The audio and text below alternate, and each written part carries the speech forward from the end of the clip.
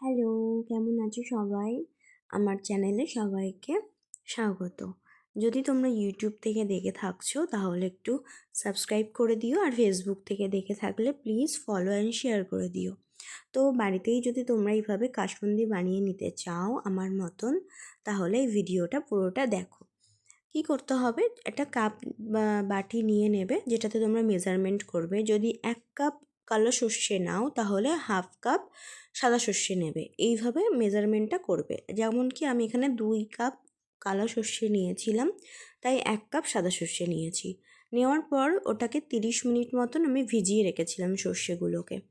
তারপর 30 মিনিট পর আমি ওর ভিতরে একটা ছোট আম কেটে দিয়েছি, একটা হাফ ইঞ্চি আদা, কাঁচা লঙ্কা আর স্বাদ মতো নুন দিয়ে আমি একটা পেস্ট বানিয়ে নিয়েছি। পেস্টটা বানিয়ে নেওয়ার পর আমি দেখো কড়াইতে আমি এখানে বেশ খানিকটা জল দিয়ে দিয়েছি। এটা তোমরা একটু পরিমাপ বুঝেই জলটা নেবে, তোমাদের কতটা পেস্ট হচ্ছে তার উপরে ডিপেন্ড করেই জলটাকে নেবে। আমি যেমন এখানে দেখতে পাচ্ছ কতটা জল নিয়েছি, তার মধ্যে আমি দিয়ে দিয়েছি একটু হলুদ আর 3 থেকে 4 চামচ চিনি। চিনিটাও তোমরা তোমাদের স্বাদ মতনই ব্যবহার করবে। করার পর এটাকে ভালো করে মিশিয়ে একটু জাল হতে দেবে। যখন দেখবে জলে ফুট চলে এসছে তখন কিন্তু তোমরা এই মিশ্রণটাকে ওর ভিতরে দিয়ে দেবে। দিয়ে দেওয়ার পর ভালোভাবে মিশিয়ে এখন দেখো কালারটাও কিন্তু বেশ চেঞ্জ হয়ে গেছে, কারণ এখন ফুট শুরু হয়েছে। যতক্ষণ না এটা ভালোভাবে ফুটে উঠবে ততক্ষণ এটা নাড়তে থাকবে। আর এটা কিন্তু ভালোভাবে অবশ্যই নাড়তে হবে, না হলে কিন্তু এটা তলায় লেগে যেতে পারে।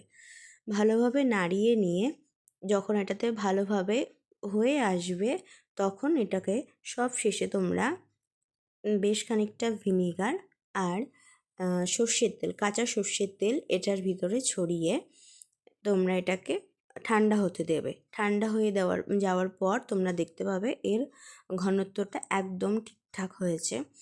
এইভাবে কিন্তু তোমরা বাড়িতে ইজিলি এইভাবে কাসুন্দি বানিয়ে নিতে পারো। দেখো আমি এখানে হাফ বাটি মতন ভিনিগার ইউজ করেছি। ভিনিগার ইউজ করলে জিনিসটা নষ্ট হয়ে যাওয়ার চান্স থাকে না। এভাবে তোমরা ফ্রিজে সারা বছর স্টোর করে কাসুন্দি কিন্তু খেতেই পারো। আর যারা এরকম বাড়িতেই সব কিছু বানিয়ে খেতে পছন্দ করো তাদের জন্য কিন্তু এটা একদম পারফেক্ট। আমিও কিন্তু বাড়িতেই বিশেষ কিছু জিনিস বাড়িতে বানিয়েই খেতে পছন্দ করি। দেখতেই পাচ্ছ এখানে আমার কাসুন্দির রঙও কিন্তু একদম ঠিকঠাক চলে এসছে, আর খুব একটা বেশি সময়ও কিন্তু এটা লাগে না বানাতে।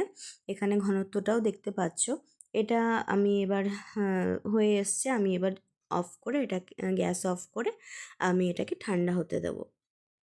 ঠান্ডা হতে দেওয়ার পরে এটা আর একটু বসে যাবে, সেই অনুযায়ী তোমরা ঘনত্বটা কিন্তু রাখবে।